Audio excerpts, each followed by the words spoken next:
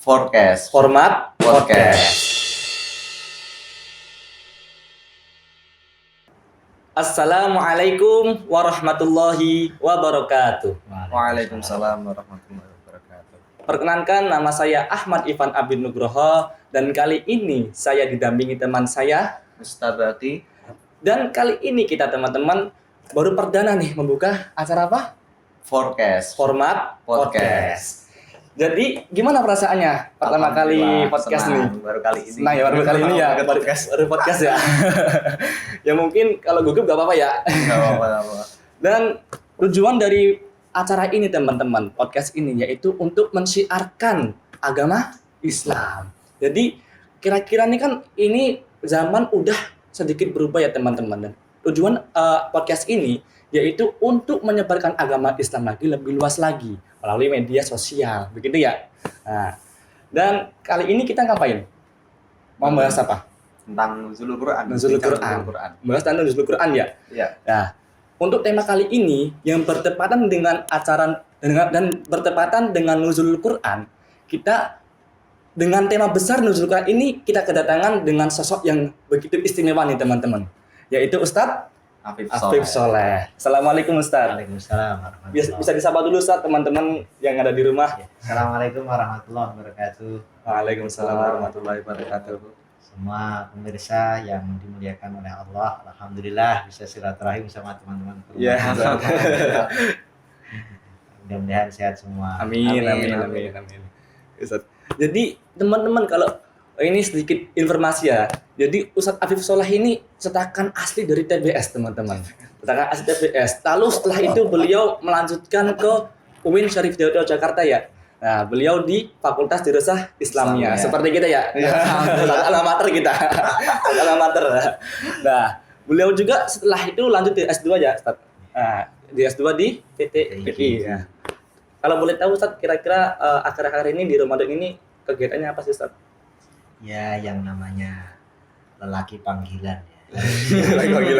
Panggilan ke masjid, ke musola. Panggilan ke masjid, ke musola ya pastinya. Nah, tidak lain ya sedikit bertukar pengalaman, berdiskusi agar ilmu berkembang.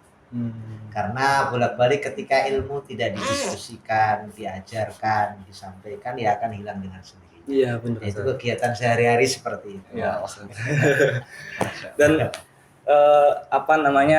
untuk kegiatan selain itu ngajar atau gimana itu gimana? Ya, kesibukannya di samping ngajar ya beberapa pengajian di sekitar Jabodetabek lah. Ngaji kitab, mulai tafsir Jalalain, tafsir Munir, bahkan tafsir Ibnu Abbas. Ini barokahnya saat dulu ngaji di TBS. Alhamdulillah barokah ya. Jadi mah barokah itu nyata ya Ustaz ya. Barokah nyata banget. Beliau dulu di TBS emang khidmah sekali dengan para kiai. Alhamdulillah sekarang jadi orang ini teman-teman. Alhamdulillah. Kalau dicatat teman-teman ya harus khidmah kepada kiai dan guru. Karena itu penting sekali teman-teman ya. Tapi dulu pas di TBS mondok Ustaz. Saya dari dulu tidak pernah pesantren ya. Karena saya pulang pergi paling belajarnya ya kadang sorogan setelah subuh sama Kiai Muharori, Kiai Muharori. Itu guru TBS juga. Alhamdulillah bisa mengatakan beberapa kitab. Nah, modalnya ya modal itu, modal semangat dan mengembangkan ilmu yang dari sekolahan. Itu. Nah, terus prinsipnya terkait ilmu berkah tadi yang disinggung oleh moderator, saya masih teringat kata-kata bijak, man khodama khudima. Orang yang mau melayani kelak bakal dilayani. Ini salah satu keberkahan tersendiri. Iya. Jadi diinget tuh Ustaz ya, man khodama khudima ya. Jadi dulu gimana di pesantren dulu? Alhamdulillah. Lancar khidmah juga alhamdulillah. Karena kan kalau ngomongin keberkahan memang nggak masuk logika ya. Kadang-kala yang rajin, juara di kelas, saat di masyarakat malah ilmunya kurang. Justru saat di pesantren yang ngantuk, jarang punya catatan, kadangkala di masyarakat malah dipakai. Oh, gitu ya, Karena memang ya uniknya keberkahan ilmu tidak ada yang tahu. Cuma saya jadi teringat penjelasan di kitab Hikam, rubama a'toka famana'aka wa rubama mana'aka fa'atoka. Nah, di kitab Hikam memang unik. Kadangkala Allah memberikan sesuatu kelebihan kepada seseorang, justru di situ malah menjadi penghalang.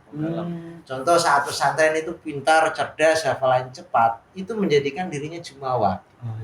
Akibatnya apa? Merasa jumawa ini berkembang di pikiran bahkan dalam kehidupan. Akhirnya mudah meremehkan segala hal. Yang imbasnya barokahnya ilmu itu akan berkurang. Iya, Ustaz. Nah, justru yang di pesantren itu kadangkala biasa tidur mulu. Gara-gara pulang dipercaya sama masyarakat, ilmunya justru malah berkembang. Iya, Ustaz, benar. Nah, ini keunikan santri memang.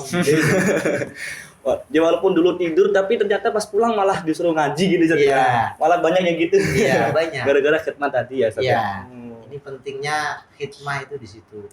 Dan sistem khidmah yang saya pahami itu tidak hanya kita hormat sama kiai, ta'zim sama kiai, tapi kita perlu hormat sama kitab. Sayangnya banyak santri itu tidak mau menelaah kembali kitab yang pelajari. Nah, ini kan yang cukup disayangkan Iya, lah. bener, Ibarat orang tuanya ngabisin kebun satu Hektar. ya, 1 hektar. Setelah pulang dari pesantren bukannya diamalkan ilmunya, malah hilang dengan sendirinya. Iya. Ini kan sangat mengecewakan orang tua kita. Benar, Itu saya kira dijadikan motivasi agar ilmu kita semakin berkembang. Nah, Ya, itu mungkin prolog terkait konsep keberkahan mungkin di situ. Iya, benar. Jadi jangan jumawa saja Iya. jadi santri gitu, tetap rendah diri walaupun udah banyak ilmu gitu saja. Betul, Gitu ya. Dan ini kan kita membahas masalah nuzul Quran ya. Kira-kira kan dalam nuzul Quran kan apa sih tujuan dari Quran itu, Ustaz? Iya. Tujuannya itu apa, Ustaz? Yang pertama ingin saya sampaikan, tujuan Al-Quran diturunkan tidak lain adalah agar membentuk manusia yang baik. Baik dalam artian baik dengan Allah, hubungan vertikal dengan Allah baik, hubungan horizontal sesama manusia juga baik. Karena pada prinsipnya Allah mengirim para utusan, dikuatkan dengan kitab suci, tidak lain adalah apa? Memperbaiki akhlak manusia. Karena menurut Imam Ghazali di dalam kitab Minhajul Abidin, di sana dijelaskan tentang al-awaiq, godaan manusia dalam beribadah, beraktivitas itu ada 4. Yang pertama terkait nafsu, dunia, terus al-khalqu, makhluk, ini bisa berkaitan dengan anak, istri, teman, saudara, dan yang nomor 3 itu terkait masalah setan. Setan. Nah, ini 4 penghalang manusia dalam beribadah. Maka bagaimana agar langkah manusia benar, ini dibutuhkan aturan-aturan. Tidak lain adalah kitab suci Al-Quran. Dan tujuan kitab suci Al-Quran, kalau kita paham secara global, itu sudah tertuang di dalam surat Al-Fatihah. Bahkan kalau kita nelaah kitab Tafsir Munir, karyanya Syekh Nawawi Al-Bantani, di sana itu ada penjelasan yang cukup unik. Di antaranya adalah kita tahu nama surat Al-Fatihah ada Ummul Quran atau Ummul Kitab. Ini memberi gambaran kepada kita bahwa Al-Fatihah ini kalau diteliti itu memuat keseluruhan Al-Quran. Nah, karena di dalam surat Al-Fatihah ini, ya, Syekh Nawawi itu menjelaskan secara gamblang ada 4 poin disiplin ilmu. Yang pertama, ilmu tentang ilahiyat atau ilmu usul, ilmu tauhid. Di sana dibahas tentang masalah ilahiyat. Di mananya? Mulai Bismillahirrahmanirrahim, Alhamdulillahirabbil alamin, Arrahmanirrahim. Nah, ini terkait masalah ketuhanan. Yang kedua, masalah nubuwah, masalah kenabian. Nah, bagaimana kita sebagai umat Islam mengerti Al-Quran, diantaranya ada berkaitan dengan sosok yang kita ikuti, yaitu Nabi Muhammad. Nah, itu terkait masalah usul. Yang kedua, disiplin ilmu furu', yang lebih dikenal dengan ilmu fikih lah, ilmu syariah. Itu ada di ayat iyyaka na'budu. Hanya kepada Engkau ya Allah kami beribadah. Nah, masalah ibadah ini dibahas secara tuntas di kajian ilmu fikih. Dan yang nomor 3 adalah ilmu akhlak. Terbukti dari mana? Yaitu wa iyyaka nasta'in. Iyyaka na'budu wa iyyaka nasta'in. kalau kita paham ayat ini secara redaksi dan secara makna, ini memberi pengalaman banyak kepada kita. Di antaranya, kalau kita mahasiswa atau santri lah, ada program, ada project, biasanya kan ingin mengajukan proposal. Di ayat ini diajari cara bagaimana mengemas proposal yang baik.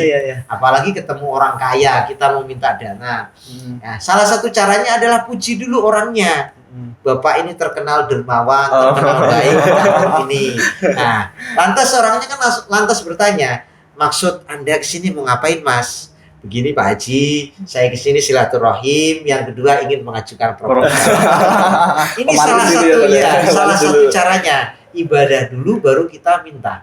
Ini sebagai etika kita berdoa. Bahkan kita saat berdoa itu kan biasanya diawali dengan hamdalah, sholawat, dan yang lain. Ini menandakan apa? Agar ibadah dan doa kita ini dikabulkan oleh Allah. Bahkan lebih-lebih di bulan Ramadan ini, kita mengenal betul bagaimana ajaran-ajaran agama mudah dicerna. Lis-shaimi farhatan. Di antaranya orang berpuasa ini kan ada dua kebahagiaan. Salah satunya adalah ketika buka.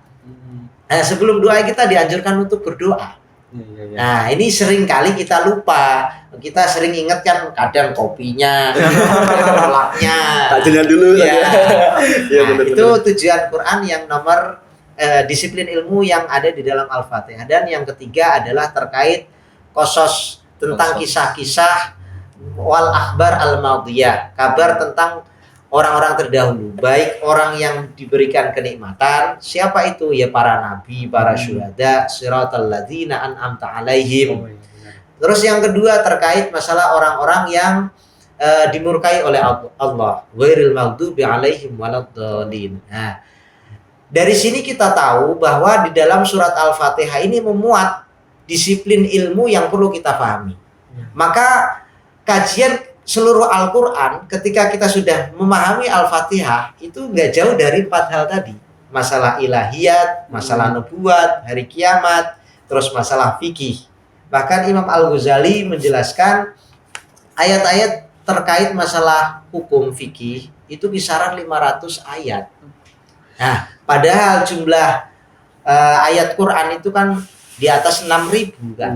Nah, maka dari sini kalau kita paham Al-Quran itu banyak disiplin ilmu yang kita akan cerna.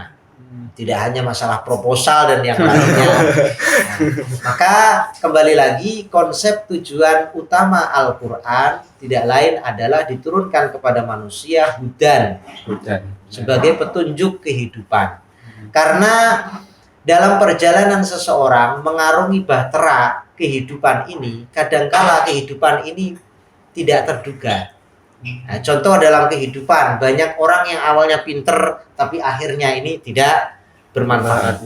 Bahkan kalau kita nelaah karyanya Imam Izzuddin bin Abdus Salam yang judul kitabnya Bayanu Ahwalin Nas Yaumal Qiyamah, di situ dipaparkan secara jelas manusia dibagi menjadi 4. Yang pertama, sa'idun fid dunya wal akhirah. Dunianya kaya, cukup, akhiratnya mulia. Meninggal dalam membawa iman. Dunianya enak, akhiratnya enak. Yang kedua, syaqiyun fid dunya wal akhirah. Dunianya celaka, kere, matinya nggak beriman. Nah, dunia akhirat celaka.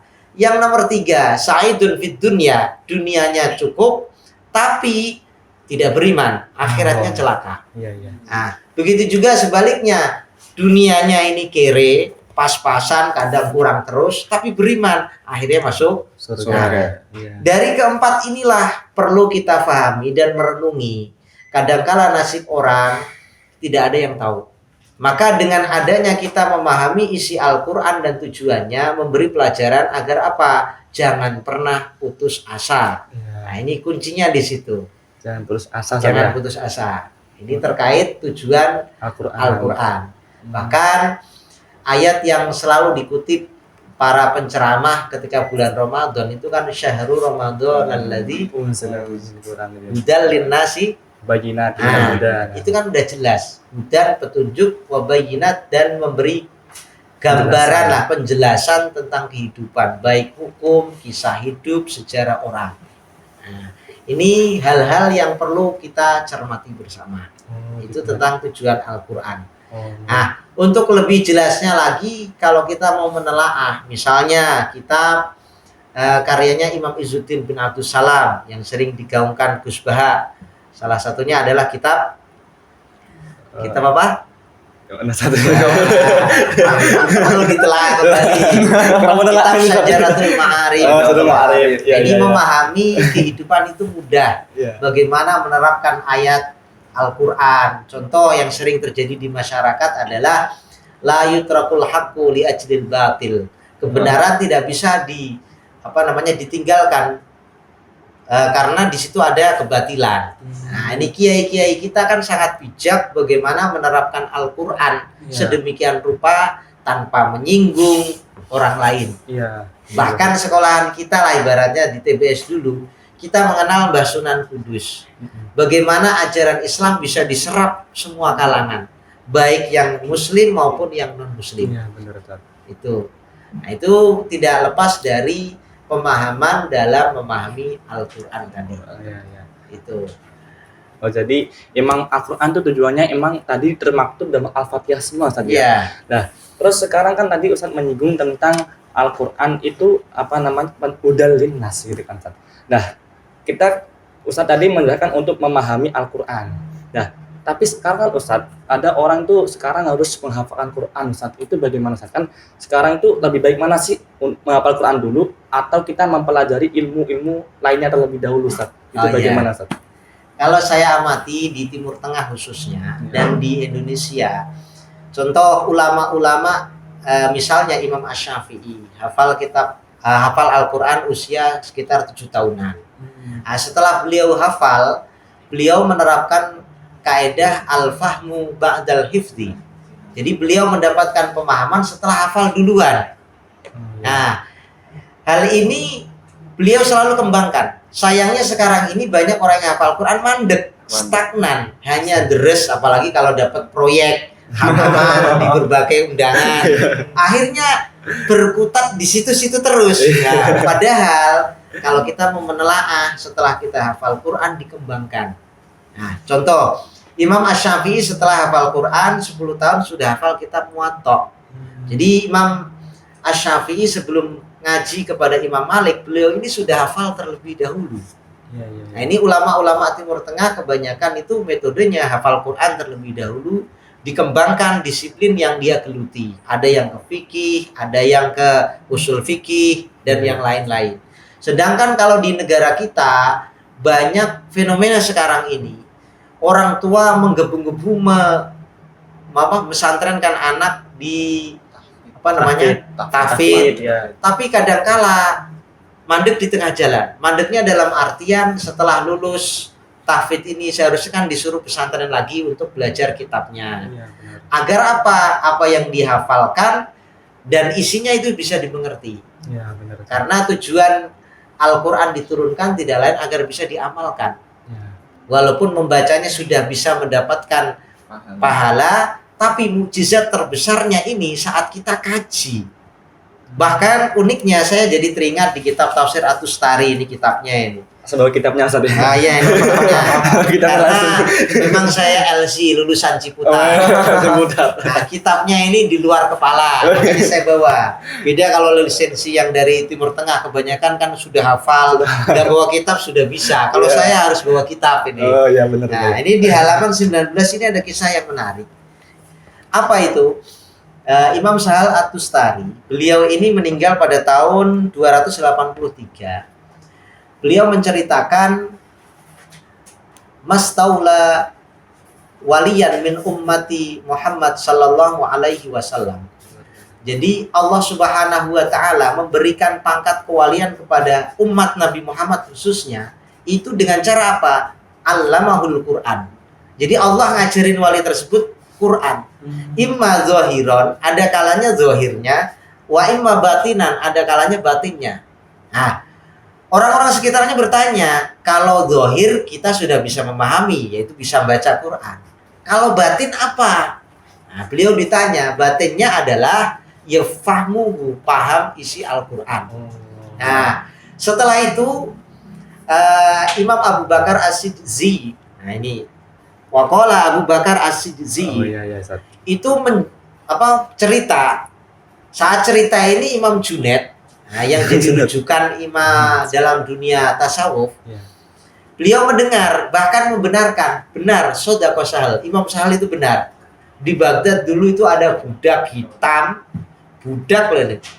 Orangnya nggak bisa bahasa Arab, tapi ketika ditanya masalah Quran, per ayat langsung bisa jawab dengan jawaban yang luar biasa bagusnya. Oh, ya Masya Allah. Nah, ketika melihat fenomena seperti ini, ada orang yang nggak hafal Quran, tapi tahu ngerti isi Al-Quran, itu sebagai pertanda watil kadalalatu wilayati. Beliau ini termasuk tanda kewaliannya. Jadi salah satu wali Allah kadang-kala nggak hafal Quran, tapi ngerti isinya. Iya, iya benar. Nah ini fenomena yang terjadi. Ini kan makanya kita perlu belajar dari almarhum Al-Mukri Kiai Haji Arwani Amin. Beliau ini di samping hafal Al-Quran, ngerti qiraah sab'ah, beliau bisa mengamalkan. Makanya kita sebagai santri-santri TBS sangat bangga memiliki guru yang luar biasa dalam bidang Quran. Masya Allah ya. Nah, ini, makanya kita ya pesannya diantaranya kita selalu berdoa kepada guru-guru kita. Ya. Karena kalau kita teliti ulama-ulama madhab itu selalu mendoakan guru-gurunya. Contoh Imam Hanafi, Imam Hanifah itu Abu Hanifah selalu mendoakan gurunya. Luar biasa. Ya. Nah, contoh lagi Imam Asy-Syafi'i mendoakan guru-gurunya. Bahkan ketika ada hajat besar, misalnya hajat yang belum ketemu jawabannya, biasanya beliau ini ziarah kepada gurunya guru. Siapa? Imam Hanafi. Karena Imam Asy-Syafi'i tidak pernah ketemu dengan Imam Hanafi. Iya, benar Ustaz. Nah, kebanyakan orang kan salah kaprah di sini. Padahal Imam Asy-Syafi'i itu lahir pada tahun 150 Hijriah. Iya. Saat itu meninggalnya Imam Hanafi. Nah, yang jadi pertanyaan adalah Imam Asy-Syafi'i ini belajar fikih Imam Hanafi dari mana? Melalui muridnya Imam Hanafi yang bernama Muhammad bin Hasan Asy-Syaibani. Nah, dari sini perlu kita cermati Imam Asy-Syafi'i ketika ada hajat ziarah ke gurunya. Sebelumnya beliau sholat 2 rakaat lantas ziarah doa. Nah, dijadikan sarana agar doa kita ini dikabulkan oleh Allah. Ternyata benar, gak lama kemudian dikabulkan.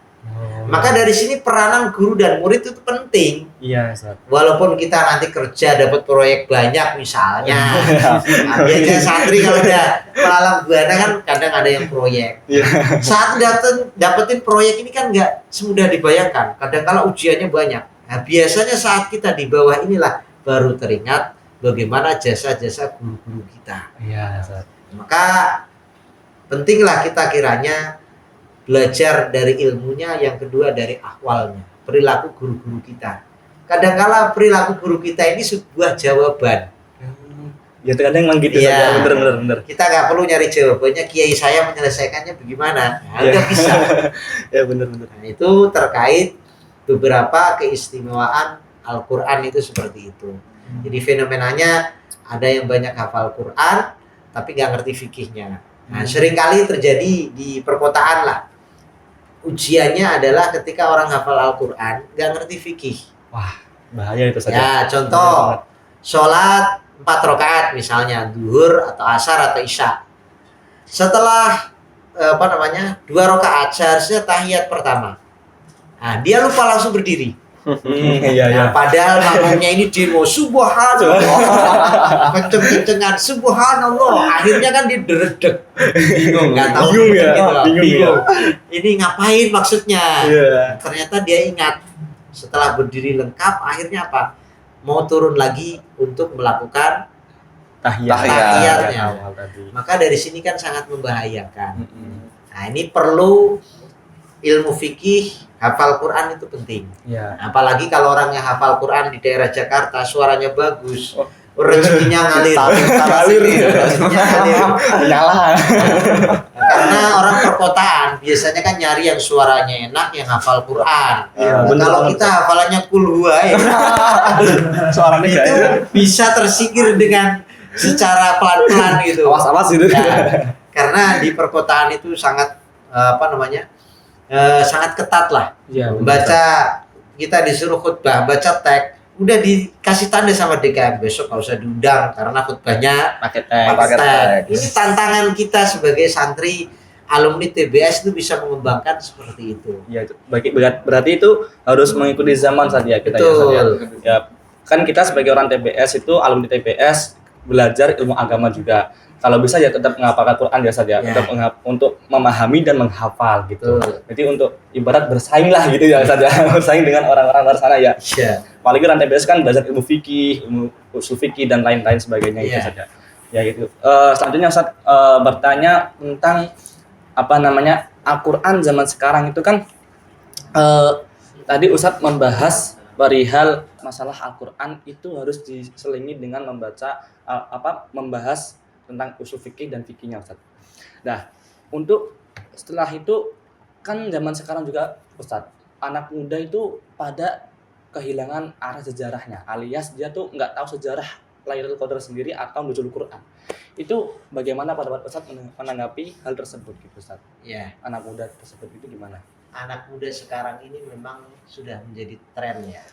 Ya. Bagaimana sekarang ini mengemas tontonan menjadi tuntunan atau tuntunan menjadi tontonan.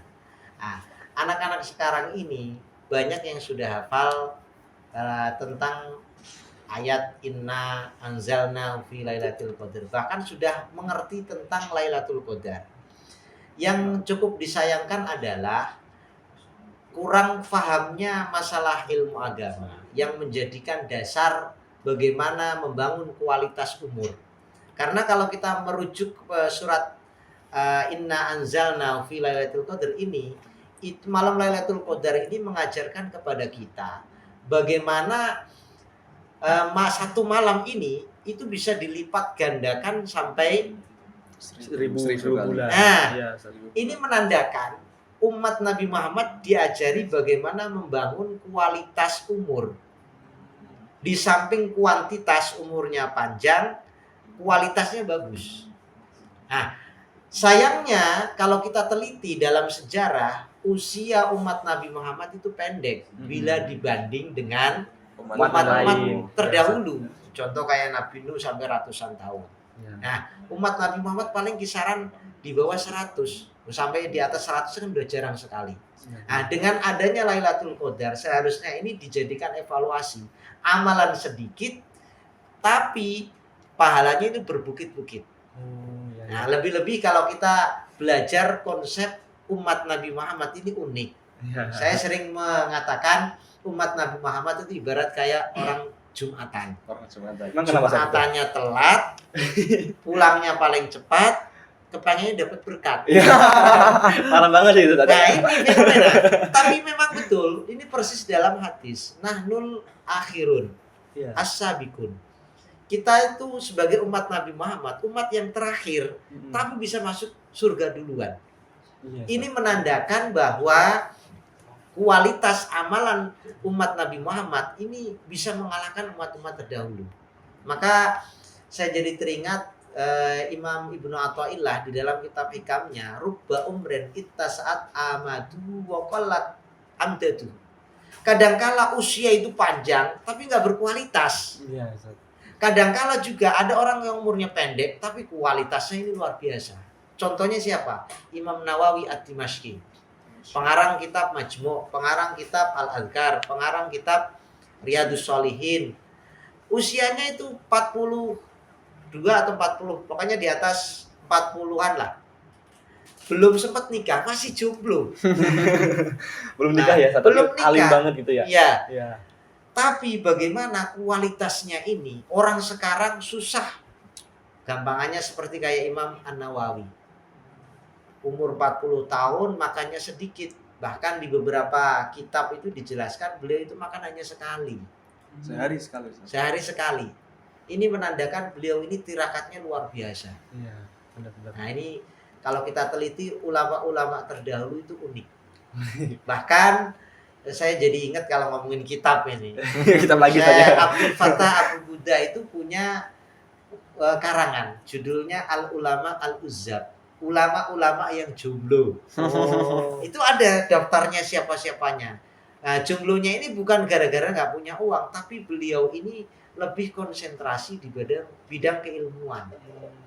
Nah ini Begitu fokus begitu saya. fokusnya Fokus ya. ke ilmu gitu ya. Banyak. Maka kalau pengen tahu penjelasannya, cari kitabnya Itu- Al-Ulama Al-Uzzab. Biografi gitu atau gimana tuh? Nah itu kumpulan Kumpulan ulama-ulama. gitu. Nah, kita perlunya terkait masalah sejarah.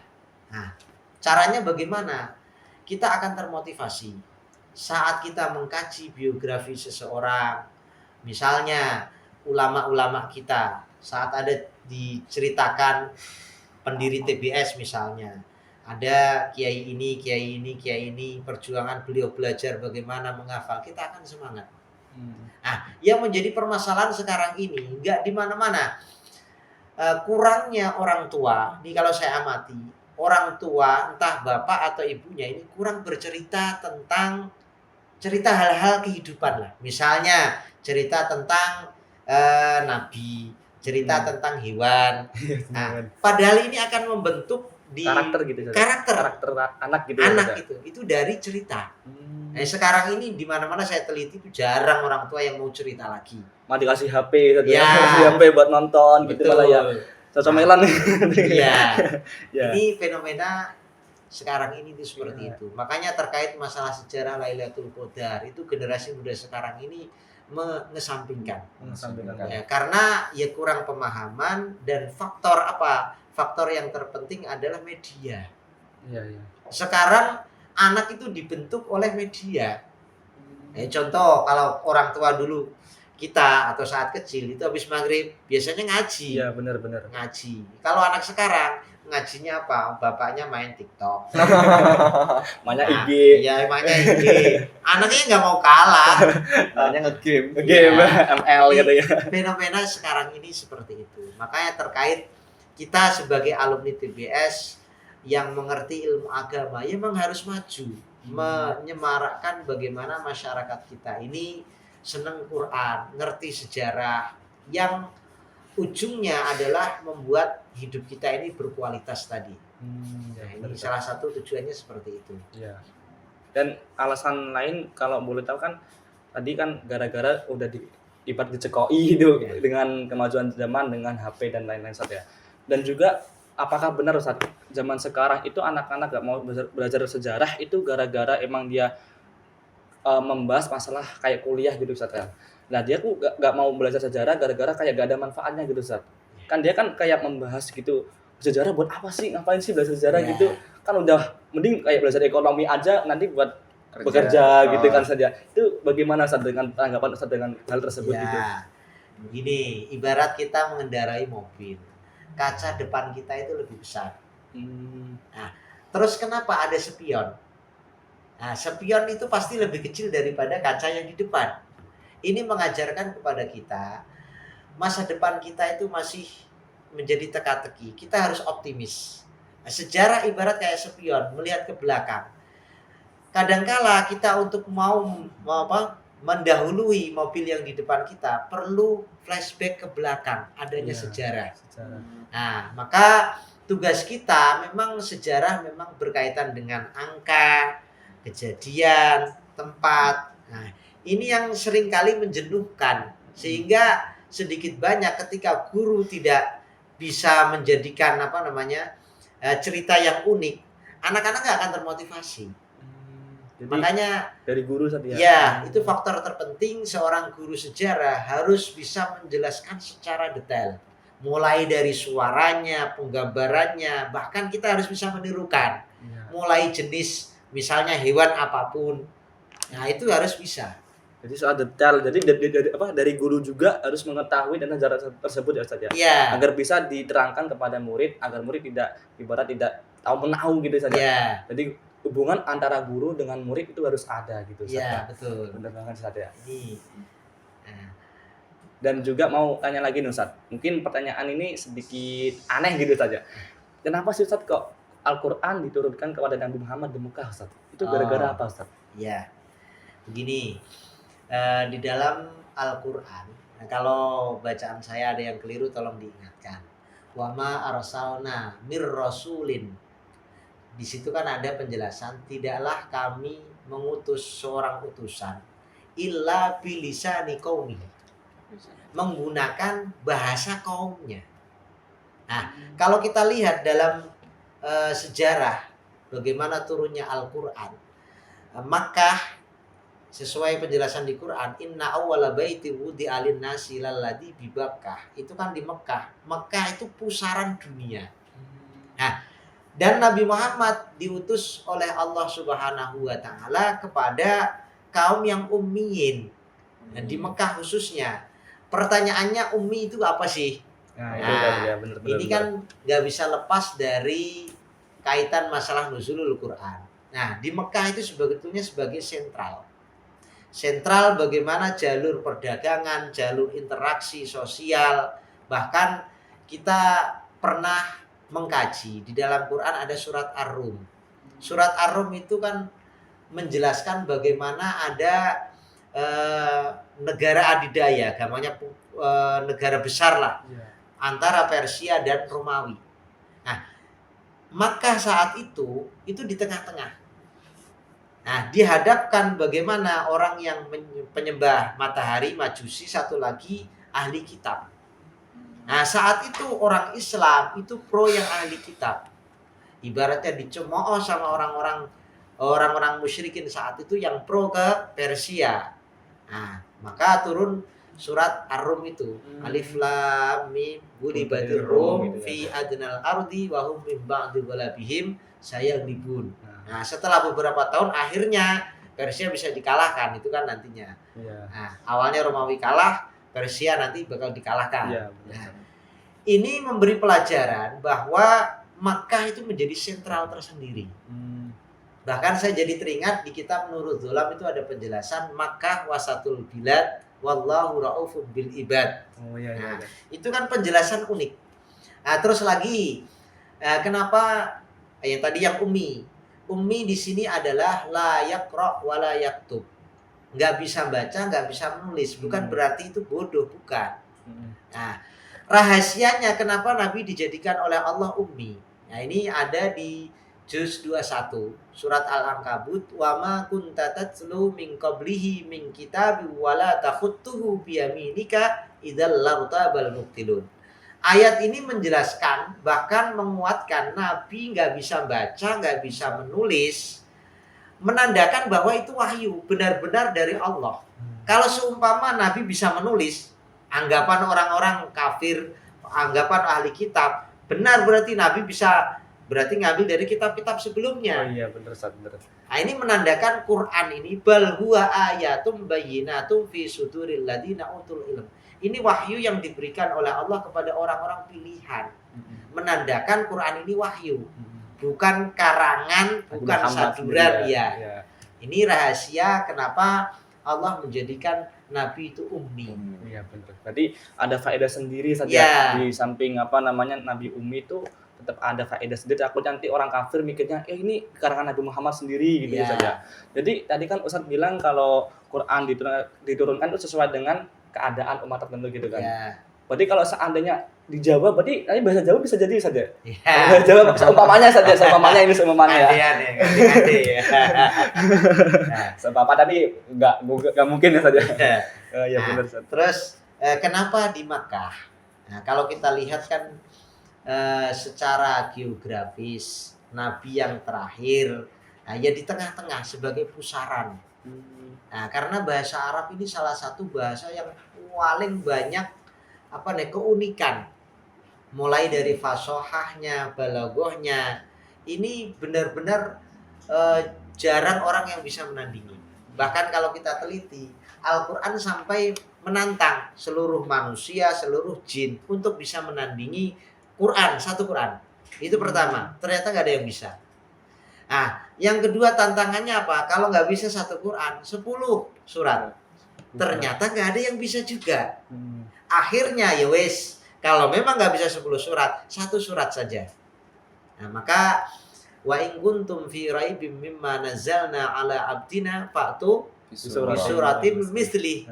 Nah, sampai di situ kan wad'u syuhada'akum, minta bantuan siapapun, mulai berhala siapapun, agar apa? Buat satu surat saja. Ternyata kan nggak bakal bisa. Nggak bakal bisa. Nah, apalagi redaksi ayat selanjutnya. Wa illam taf'alu walan. Walan taf'alu. Nah, Taf'alu. wa illam apa fa illam? Wa illam taf'alu. Ayo. Fa illam taf'alu walan taf'alu. Fa illam taf'alu walan taf'alu. Nah, maka disinilah keunikan orang yang hafal Quran harus teliti di situ. Iya. Nah, di apa walan taf'alu di situ kan illam terus lan. Kalau kita teliti secara nahwu, di situ kan nafi istiqbal.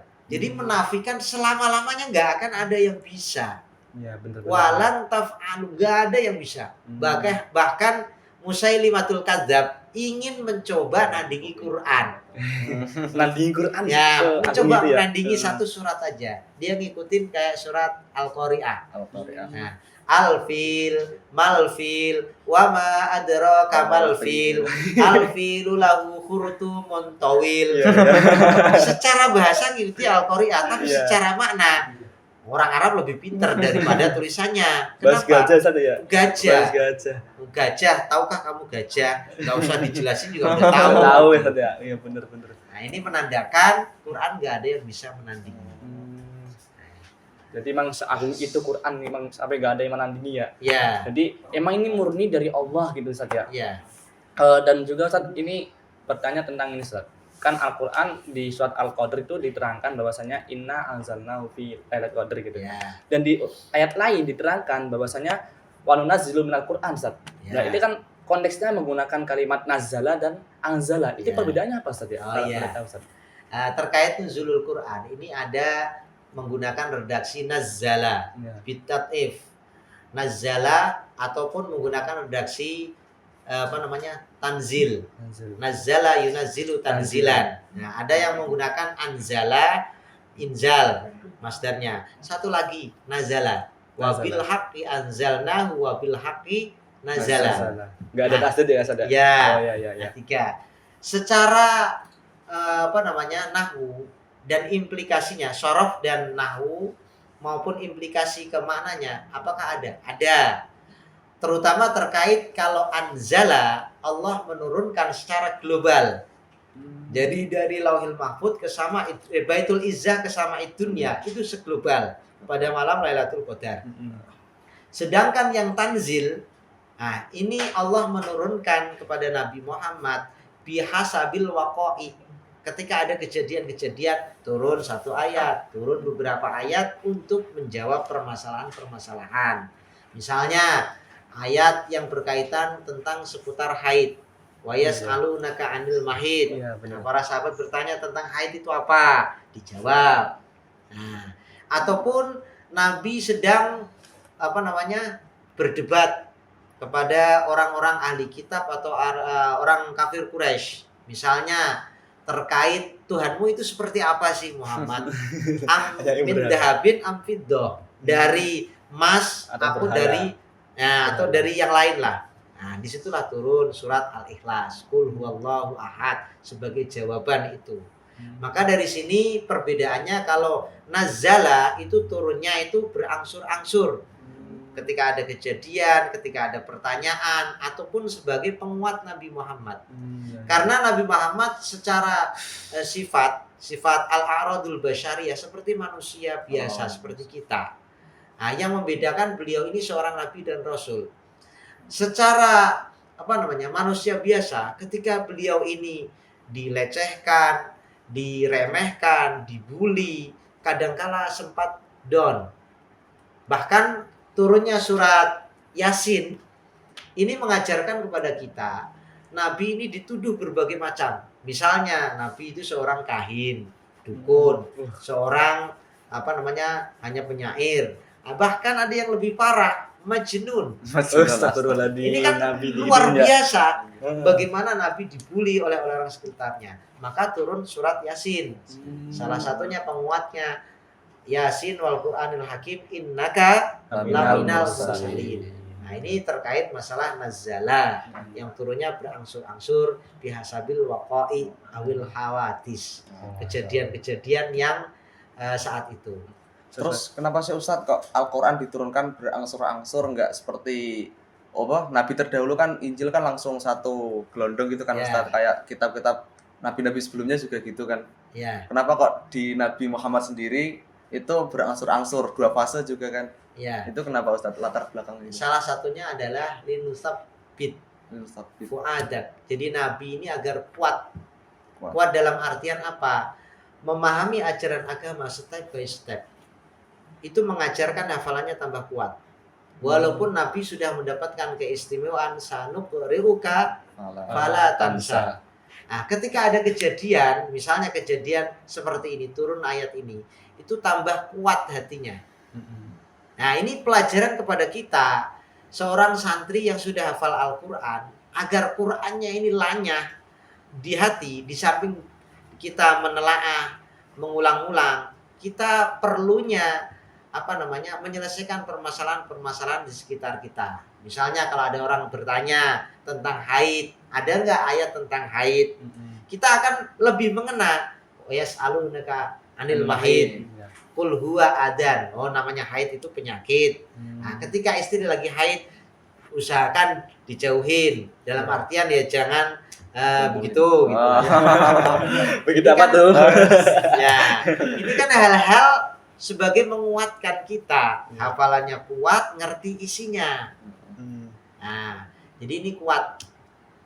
Jadi Nabi itu diberikan keistimewaan dan menjadi jawaban. Yang paling penting adalah untuk kaumnya, umatnya.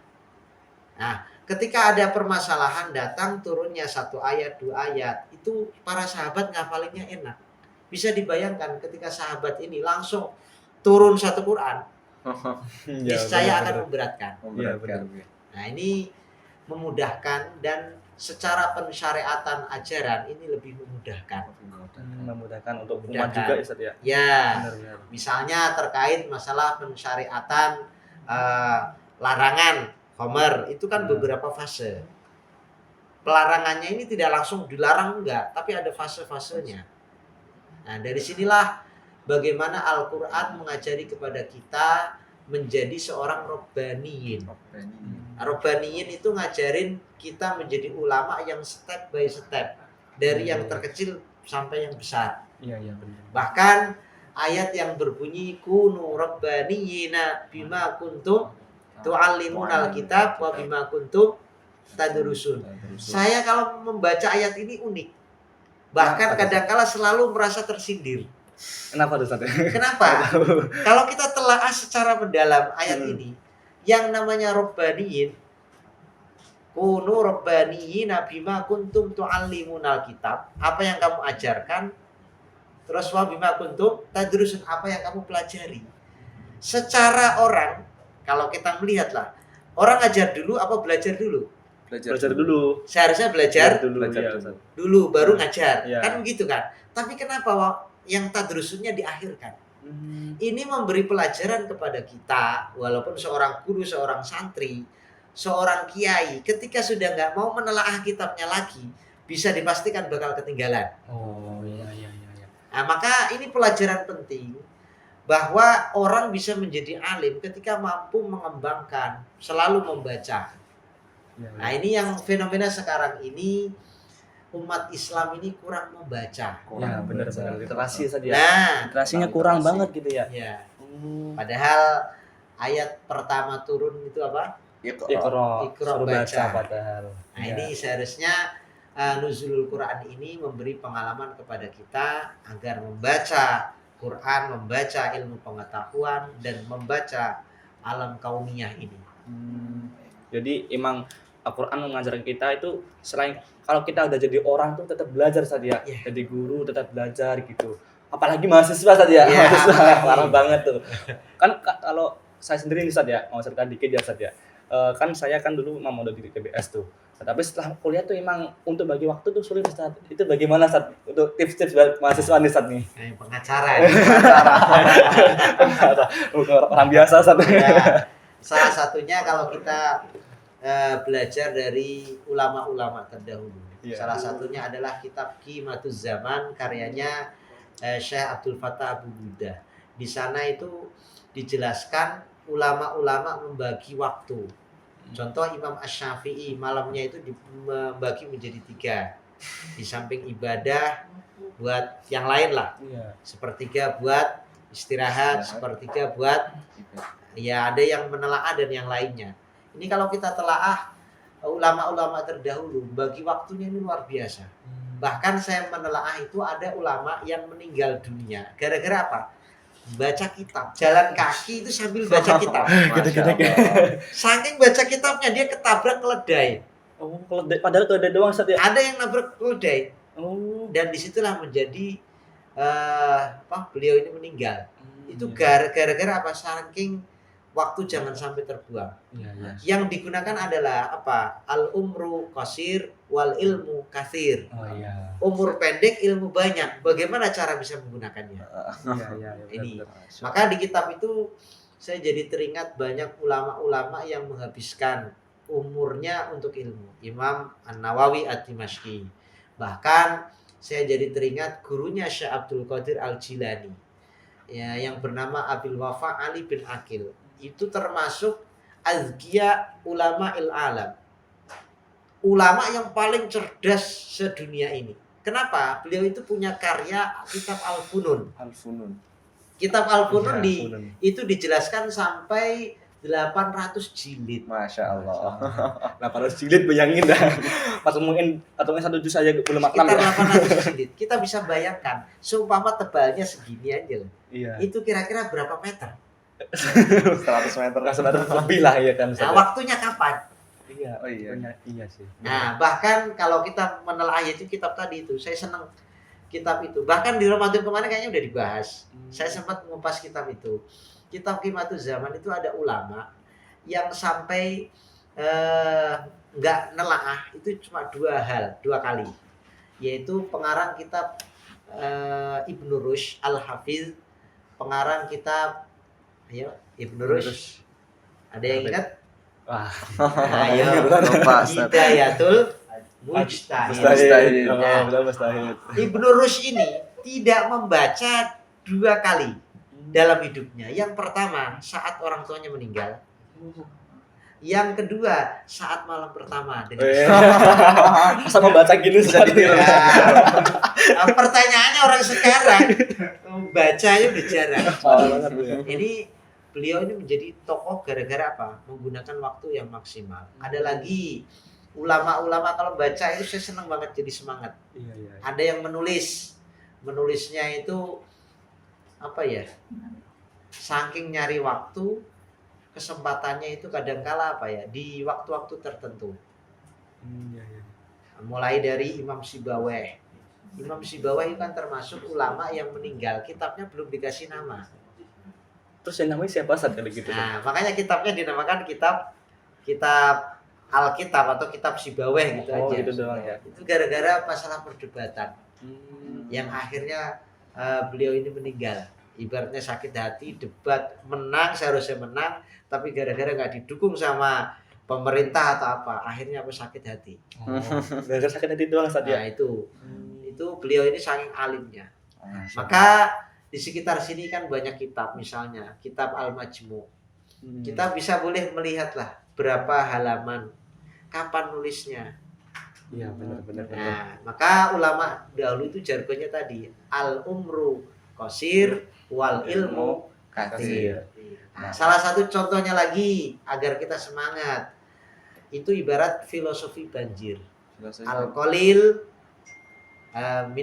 al-qalil ilal qalil katsir. Benar. Sedikit-sedikit nanti lama-lama menjadi Banyak. banjir. Itu berawal dari tetesan air. Ketika dikumpulkan akan bisa menjadi banjir. Nah, seseorang bisa menjadi alim itu dari sedikit-sedikit ngapalin. Apa sih manfaatnya? Al-kalamu wal lafzul murakkabul mufidu. Dilatih. Iya. Padahal nih kadang-kala ini unik ini. Saya menyelesaikan masalah-masalah politik itu dari kitab Alfiyah. Bisa Ustaz. Padahal itu nahwu kan Ustaz ya. Ya, bahkan saya pernah mengalami kejadian-kejadian terkait masalah politik. Di sana saya diajarkan bagaimana menganalisa terkait pasca pemilu, setelah pemilu, partai ini bisa besar. Itu bisa dari situ. Dari kaidah apa? farfa bidom Mewansiban fanayajur kasron wadikullahi abada. Nah, Ya, masih subhanallah. awal. Sama. Masih awal-awal Ustaz. Ya, masih awal ya. Padahal Apalah. Nazom ini itu bisa menganalisa sebuah partai. Farfa bidomin, sebuah partai akan rofa naik elektabilitasnya. Ketika apa? Bidomi. Dengan cara apa? Bersatu semua elemen. Internal, eksternal bersatu. Partai akan elektabilitasnya akan naik. Koalisi berarti Ustaz ya? Ya, itu salah koalisi. satunya. Yang kedua, bersatu aja tidak cukup. Salah satunya harus nasab agar kuat bertahan lama. Fathan harus terbuka semua kalangan. Benar. Nah, ketika partai nggak terbuka, paling berapa tahun udah jatuh. Nah, setelah bertahan lama, biasanya itu akan ada masa jatuhnya. Nah, alamat jer, nama lain dari jer itu kan salah satunya khofat. Khofat itu artinya kan turun. Ya. Salah satunya alamatnya adalah kasrah, perpecahan internal. Ketika partai sudah ada perpecahan internal, biasanya alamatuhu kasratun dohiratun. Nah, itu biasanya langsung akan mulai hancur. Setelah partainya kalah, nggak masuk di Senayan misalnya, masuk ke alamat jazm. Apa? Nyari ketenangan, alamatnya sukun. Ya wes. Alamatnya sukun. Nah, ini fenomena kitab-kitab yang terdahulu kita sekolah itu bisa menyelesaikan masalah-masalah besar, apalagi di bangsa kita. Ini luar biasa. Bahkan ini karya saya yang belum kelar sampai sekarang itu alfiyah, tapi saya artikan untuk menganalisa politik. Ini belum kelar sampai sekarang. sendiri gitu Ustaz ya? Ya, Masya Allah. Nah, ini terkait beberapa hal penting gitu. Nah, apalagi kalau kita mau mengembangkan kaedah-kaedah hikam, itu kalau bisa dihafalin sedikit-sedikit. Hikam ini, walaupun di TBS nggak diajarkan, minimal kita hafalkan. Karena itu kaedah kehidupan. Jadi kalau kita jadi ustadz ada masalah, nggak stres. Karena ustadz juga manusia biasa. Iya benar. Ustadz, kembali ke tema kita Nuzul Quran. Al-Quran kan sebagai penyempurnaan kitab terdahulu kan Ustadz. Ya. Terus apakah kitab terdahulu itu kurang sempurna atau gimana kok? Di Bapak Al-Quran itu sebagai penyempurna kitab terdahulu. Penjelasannya gimana Ustadz? Ya. Iya sih benar ya. Musaddiqal lima baina yadayhi. Penjelasannya adalah Al-Quran masih melanjutkan misi kitab-kitab sebelumnya. Apa misinya? Mulai dari zaman Nabi Adam sampai Nabi Muhammad itu mengajarkan tauhid, mengisahkan. Walaupun secara syariat ajaran ibadahnya berbeda, itu tidak masalah. Tapi misi kesamaannya adalah mengajarkan tauhid. Jadi membenarkan, menyempurnakan. Karena dalam sejarah mulai dari kitab Taurat maupun Injil, ini banyak penyelewengan. Pasca nabinya wafat, dirubah kitab Tauratnya, dirubah kitab Injilnya. Maka Quran ingin meluruskan ajaran-ajaran kitab-kitab terdahulu. Karena banyak sekali yang dirubah di kitab-kitab sebelumnya. Yuharrifunal kalima amma wadhihi. Itu penjelasannya. Ya, sama itu Ustaz. Ini kan udah lama banget Ustaz ya. Udah banyak sekali ilmu yang didapatkan nih, sangat padih jidan lah. Sangat jelas sekali gitu. Lah, untuk sebelum kita menutup nih Ustaz, bisa nggak mengasih closing statement atau kata-kata terakhir gitu buat kita dan teman-teman yang di rumah gitu? Ya, silakan Ustaz. Saya hanya belajar dari ulama-ulama terdahulu, terutama ulama Nusantara. Pegangan jimatnya yang saya teliti, saya pahami itu dua. Pertama Quran, yang kedua sholawat. Nah ini kenapa dua hal ini jimat yang paling ampuh. Quran, ulama-ulama di Indonesia biasanya gara-gara entah hafalannya, entah pemahamannya menjadi ulama besar. Yang kedua sholawat. Kalau kita teliti, sholawat ini berkahnya luar biasa. Contoh, kapan-kapan kalau lain pertemuan lah, kalau saya jimat ini. langsung undang Ustaz. Dijajah. Begitu. Iya, Ustaz. Berarti emang melakukan sholawat juga Ustaz ya, penting ya Ustaz ya. Ya. Malah tadi membahas banyak, selain kita membahas Nuzul Quran, kita membahas sejarah juga Ustaz tadi ya, banyak sekali ya. Ya, sebelum kita tutup, teman-teman, saya menambahi dikit bahwasanya kita sebagai anak muda sekarang janganlah kalian melupakan sejarah, karena sejarah adalah sangat penting untuk kalian. Dengan sejarah kalian bisa mengetahui apa itu dunia, isi dunia bagaimana. Dan ingatlah bahwasanya Al-Quran adalah hudal linnas, sebagai petunjuk bagi manusia. Dan juga teman-teman, mungkin itu saja Ustaz ya. Terima kasih Ustaz. Ada tambahan nggak dari teman? Sudah ya. Mungkin dari saya dan dari teman dan dari Ustaz juga. Terima kasih. Dan maaf Ustaz kalau ada kata-kata yang kurang berkenan aja saja. Ya mungkin cukup sekian teman-teman. Kembali lagi untuk pertemuan selanjutnya dengan pembahasan yang lebih keren dan lebih menarik lagi ya. Di mana? Di channel apa namanya? Forecast. Format podcast. Disponsori dengan Tempura Rasa. Masyaallah. Masyaallah, makasih saja. Mungkin cukup sekian. Terima kasih dan wassalamualaikum warahmatullahi wabarakatuh.